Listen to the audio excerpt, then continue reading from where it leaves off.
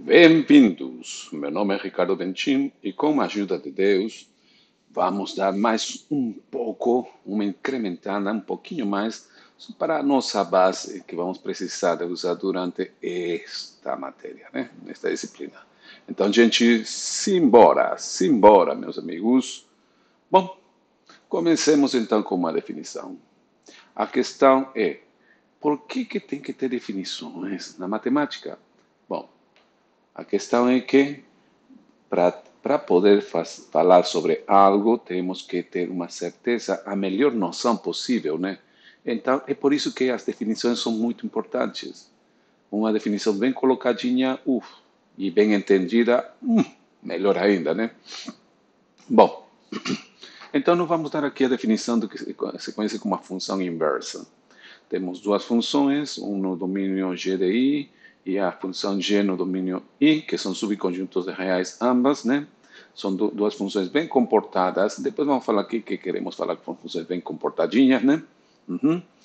E se satisfaz isso que f composta com g de x é igual a g composta com f de x e isso daí dá a própria variável x, então diremos que f é a função inversa de g e também vale o oposto, quer dizer, g é a função inversa de f. Certinho? Para falar a verdade, vocês já conhecem algumas, já trabalharam com algumas, mas nunca explicitaram através de uma definição, talvez nem falaram para vocês. Por exemplo, se temos essa função x mais a e definimos g como x menos a, ela será inversa, pois se fazemos f de g composto seria x mais a, x menos a mais a, depois que a gente tira os parênteses, cancela, cancela e aparece novamente x, né? Então a gente conhecia esse tipo de funções, sim, com certeza, né? São funções lineares, são simples. Legal, né? Mais ainda, se temos a função f de x ao quadrado, qual seria a função que, ao compor com essa, ou compondo essa com uma outra, eu obteria o próprio x? Pense um pouquinho, isto, a raiz, né? Se eu pego a raiz e elevo ao quadrado, isso me dá o próprio x. É como se cancelasse, né? E fica o próprio x. Oh, interessante, né? Bom, em geral, nós temos que, se temos raiz de n, e chamamos g de x igual a x elevado a n, então uma é inversa da outra, porque quando eu faço a composição é como que a raiz cancela com o expoente daqui, né? Interessantíssimo, né? Expoentes. Mas espera aí, nós também podemos definir funções exponenciais, não somente funções elevadas a um expoente, mas as funções exponenciais. A mais famosa de todas, é o caso mais importante, é o e elevado a x, onde e é o número de Euler. Se não tem intimidade com ele, não se preocupem, porque é justamente através do cálculo que a gente vai definir ele. Mas podemos já dar umas introduçõezinhas para estar familiarizados com o termo, né? Mesmo sem saber o que está por trás mesmo, né? Mas se eu tenho o número de Euler, que é 2,81, blá, blá, blá, blá, blá, é um número racional, que é o número π também, que é o número raiz de 2 e outros muitos. Então, e elevado a x, a inversa seria o logaritmo. Logaritmo na base natural, na base e. Isso quer dizer que se eu coloco e elevado ao logaritmo de x, me dá x. Ou se eu quero logaritmo de e elevado a x, também tem que dar x, né? Isto. Excelente, interessante, né? Muito bom, muito bom. Bom, casos trigonométricos também são casos importantes, são casos interessantes, né? Se nós temos f de x igual a seno de x, então existe a função inversa, e justamente através da definição que foi dada, né? Por isso que tem uma definição muito importante, nós definimos a função inversa e chamamos ela de arcosseno, quer dizer, x vai ser igual ao seno do arcosseno, ou se você quiser, o arcosseno com o seno de x dá próprio x. Assim podemos ter também, digamos, para o cosseno, para a tangente, para o secante, cotangente, tangente, o que você quiser, né, nos casos trigonométricos. Só estamos dando esses dois exemplos porque senão vai gastar muito pincel, né, muita tinta aqui, né?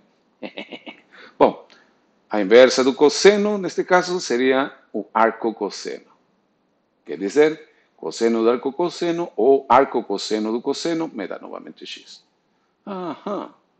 Só para ir também introduzindo com as notações aí, com as nomenclaturas, talvez vocês tenham visto alguns de vocês, acho que a grande maioria não. Também existem os casos hiperbólicos, as funções hiperbólicas, também chamadas trigonométricas hiperbólicas, porque são parecidas aos senos e cossenos. A gente também vai ver isso ao longo da matéria, né? Se temos o seno hiperbólico, a inversa seria o arcosseno hiperbólico. Isso daí. E o mesmo vale para o cosseno hiperbólico, né? E também, obviamente, definimos tangente, cotangente, secante, cossecante hiperbólico, né? Então, neste caso, se temos o cosseno hiperbólico, então a inversa é o arco-cosseno hiperbólico, que esse x vai ser igual ao cosseno arco-cosseno de x, ou arco-cosseno, cosseno hiperbólico, arco-cosseno hiperbólico de x dá x também. Bom. Isto já nos dá uma pequena introduçãozinha a uma questão que às vezes o pessoal não vê bem e muitos professores achamos que vocês já viram isso na escola. Nossa realidade é diferente, gente. Nossa realidade é bem diferente, né? Mas não é por isso também que vamos falar, coitados de nós. Nossa, essa teoria do vitimismo, né? É horrível. Vai tudo contra o que a Bíblia nos ensina. A Bíblia nos ensina, vai em frente e não temas nada, né? Esforça-te, né? Tem bom ânimo. Não fala, que eu sou coitado, que não, que eu nunca vi, que meu professor nunca passou. Não, chega, rapaz, chega. Vamos aí enfiar as caras, né? Vamos nos virar, vamos lá, vamos na luta nesta guerra, né? Oxi, tá.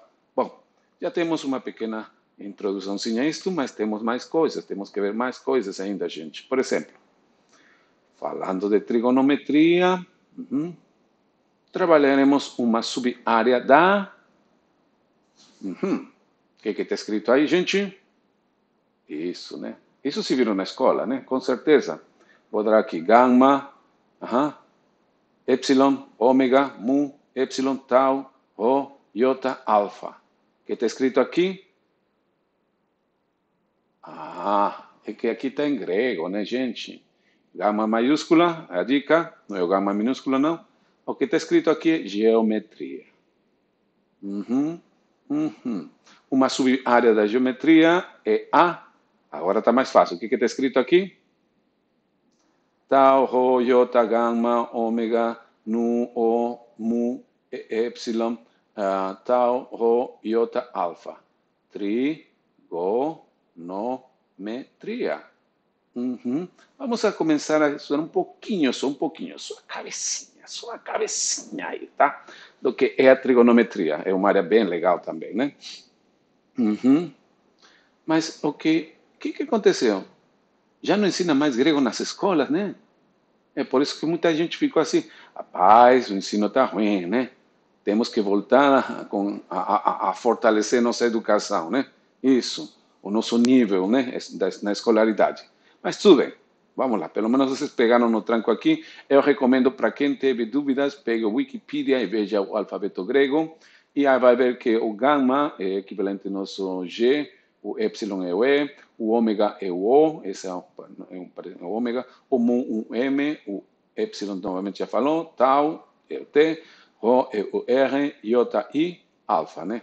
É o alfa, Aqui novamente tau, J, já conhecemos. Esse seria o gama minúsculo, observam aqui tem gama maiúsculo, aqui gama minúsculo, o ômega já vimos que é o nu, que seria o N, o omicron, que é o equivale a um outro O, mu, e tal, esse já vimos, né? O iota alfa. Pronto. Bom, o que está escrito aqui? Trigonometron,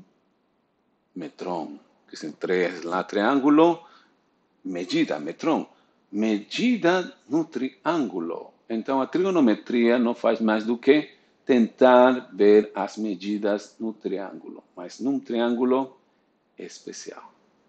Já que estamos falando de medidas, então vamos dar a definição da área.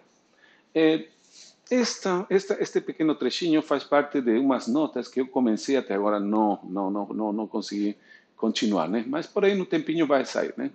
É, eu tinha colocado as notas Euclides 5.0, né? 5.0, 5.10.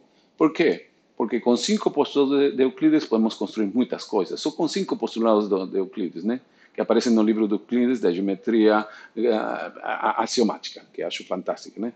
Mas uma das coisas que eu se pensei um pouquinho em melhorar é a definição da área, porque se a gente parte com a definição usual do quadrado, fica um pouco mais trabalhoso. Mas se a gente parte da definição, por isso que é importantíssimo dar as definições certas, do jeito certo, no momento certo, então as coisas fluem. Por exemplo, vamos dar a definição da área, nossa área básica vai ser a área de um triângulo, quer dizer, de um retângulo.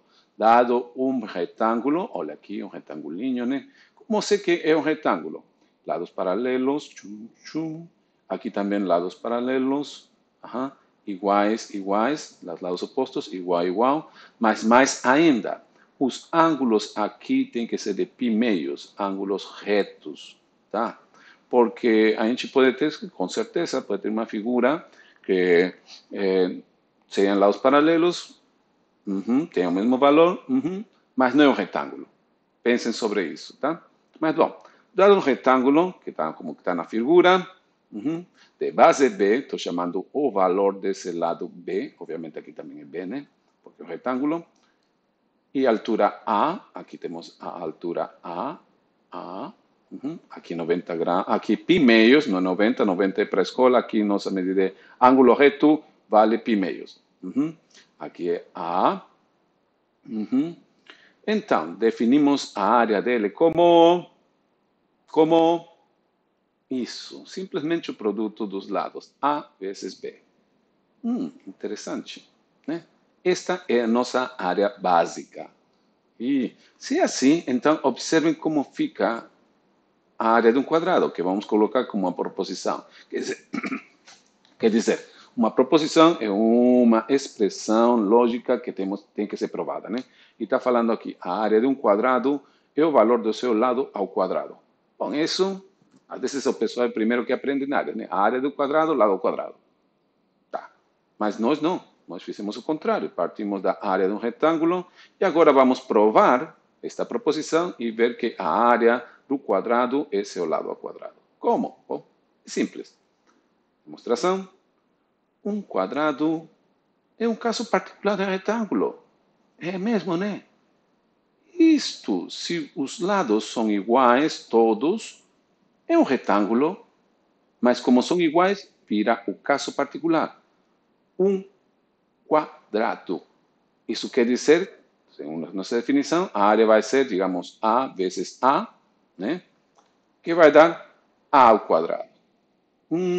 Que é o mesmo que a gente já sabia, né? Só que agora nós provamos usando nossa definição. Então, as definições, estamos vendo, têm que ser pensadas de uma forma que nos ajudem a construir. Isso é muito importante, né? Que é uma definição que nos atrapalha, então para que a gente fez essa definição, né? Lembre que nossas construções somos nós os que fazemos elas, né? E isso é legal, construir é legal. Bom, vejamos aqui.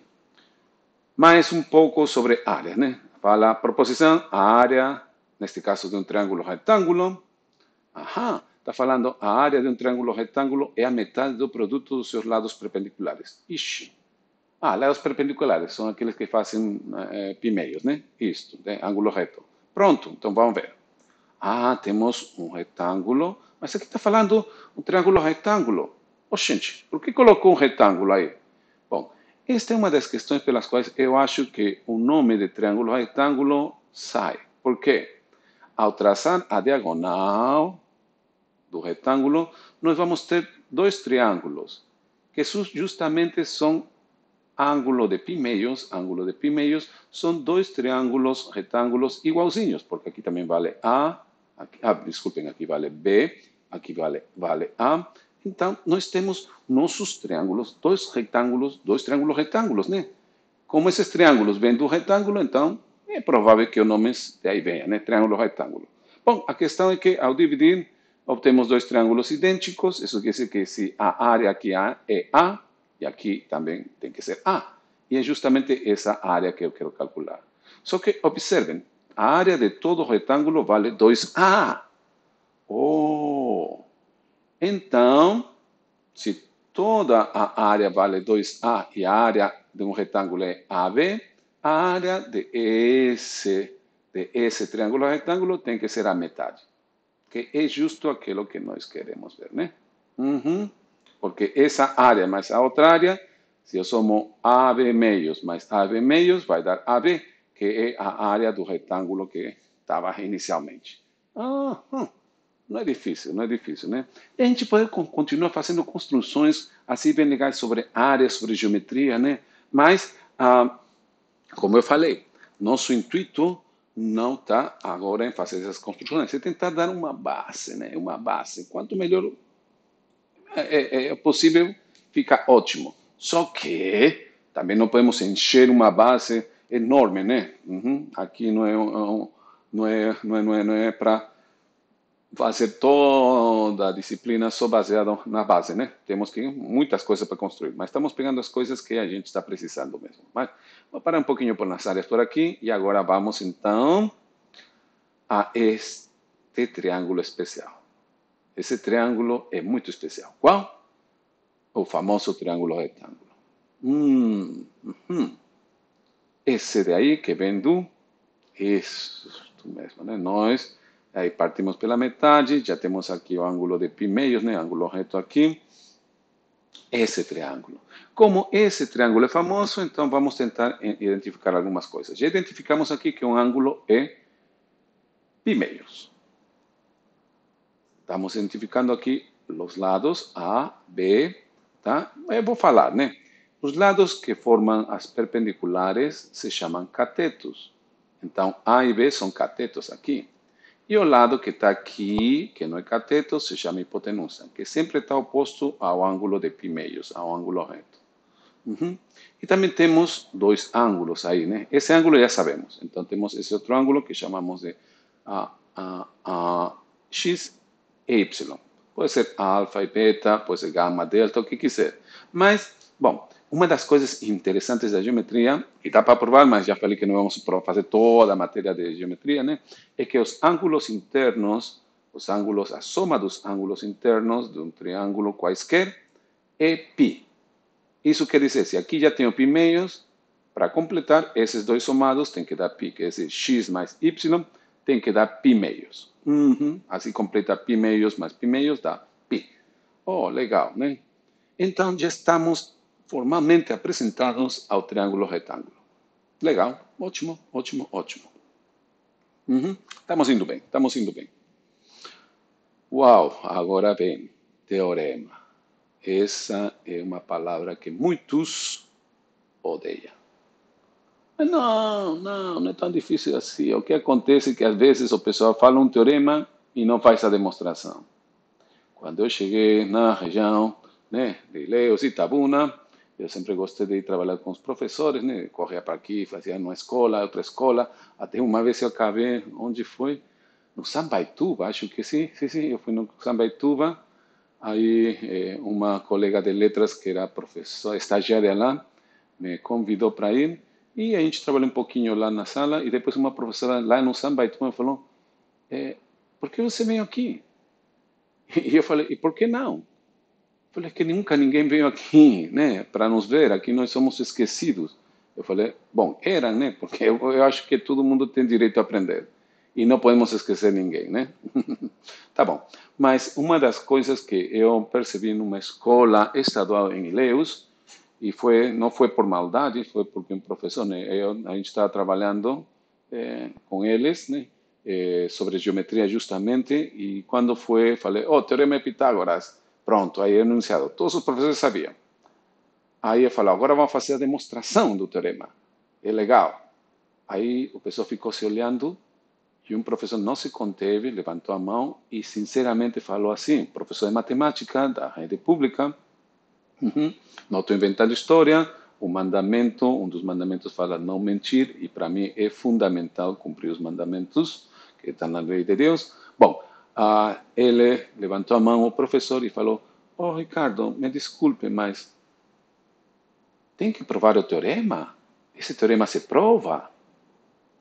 Aí que caiu a ficha, né? Eu levei um choque mesmo, um choque cultural. Mas eu falei, na verdade, meu amigo, todo teorema, toda proposição, todo lema tem que ser demonstrado. E a gente fez não somente uma, fez várias demonstrações do teorema de Pitágoras e eles perceberam que não era difícil. E foi bom porque depois eles mesmos começaram a tentar melhorar cada vez. Isso foi, nossa, acho assim que eu cheguei no ano 2003, 2004, por aí. Por aí. Mas ainda temos muitas coisas que melhorar na nossa linda região, né? Mas isso só com muito esforço. Bom, então vamos aqui com o enunciado do teorema de Pitágoras. Para todo triângulo retângulo, então vale para todo triângulo retângulo, a soma do quadrado de cada cateto, já sabemos, cateto dos lados, né, que formam a perpendicular, pi meios, né, é igual ao quadrado da hipotenusa. Uau! Como provar isto? Bom, já dei spoiler, né? Já falei que tem muitas provas ao longo da história. Se vocês bolarem uma nova, nossa, é muito bem-vindo na comunidade matemática mundial. É, e é legal, os desafios são legais, né? Bom, então vamos tentar aí, né? Já sabemos, nosso triângulo retângulo, vou chamar A, B, os catetos, C, a hipotenusa, e o que está falando que a soma do quadrado de cada cateto, A quadrado mais B quadrado, tem que ser igual a hipotenusa. Esse é o teorema.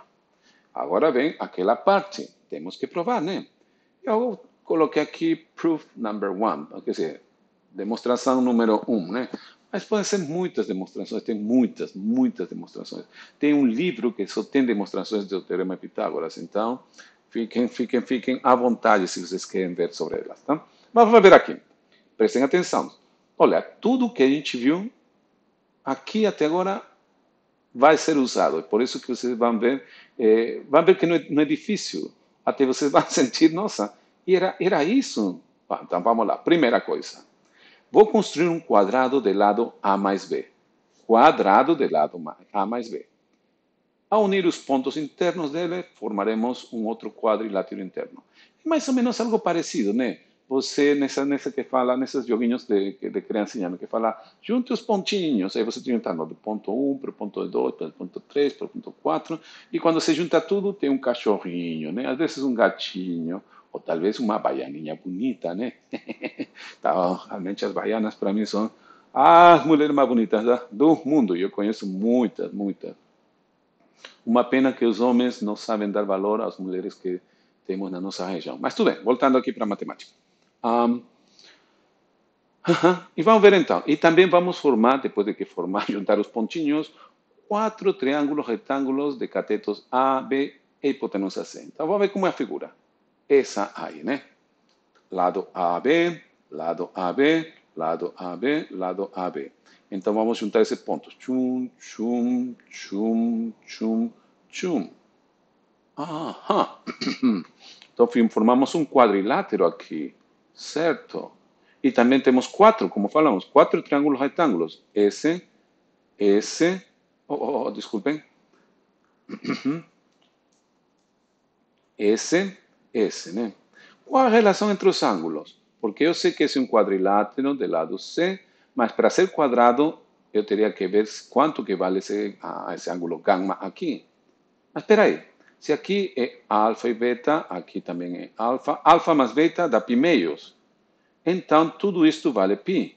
Gama tem que ser necessariamente π meios, quer dizer, aqui é reto.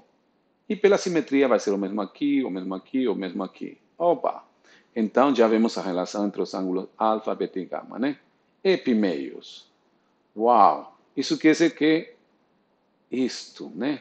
Alfa mais beta π meios, então necessariamente gama é π meios. Legal. Eu deveria ter dado um tempinho para vocês fazerem isso, né? Mas às vezes eu me empolgo muito com a geometria, a trigonometria, que eu gosto. Me empolgo muito com a matemática, eu gosto muito. Tá?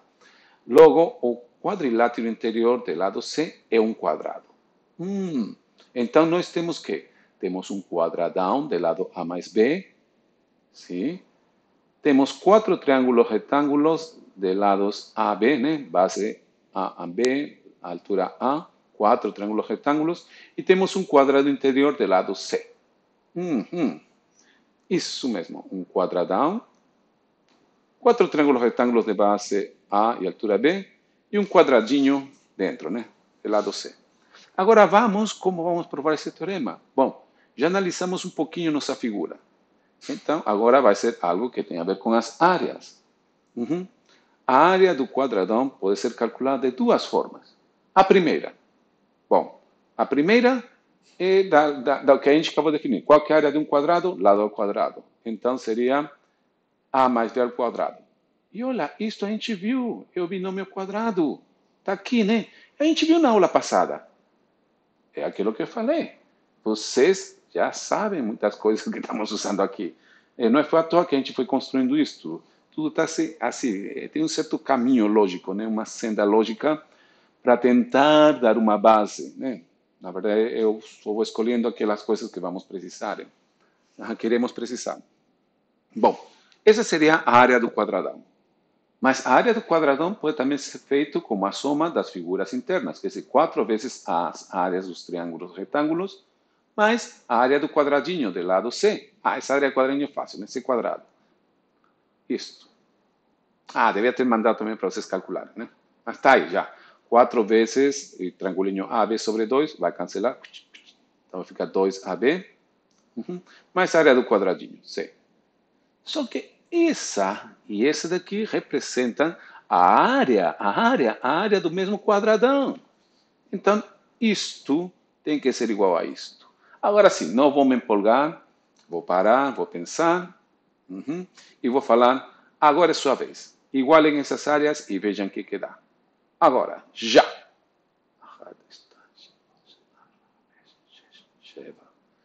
Okidoki, voltando, fizeram? Isto, área mesma, igualando, tá aí, e aqui já veio, né? Vou perceber, e finalmente é justo aquilo que a gente queria provar. Esta é uma das muitas provas do Teorema de Pitágoras. Um teorema, não posso nem falar qual das implicações ele tem, né? Desde, digamos, a construção, os pedreiros sem saber, para fazer esse ângulo certinho, né? Uma parede de um quarto, né? Que tenha 90 não, pi meios, um ângulo reto, né? Eles usam o Teorema de Pitágoras. Eu percebi isso com meu professor de Senai, quando eu fiz um curso de pedreiro.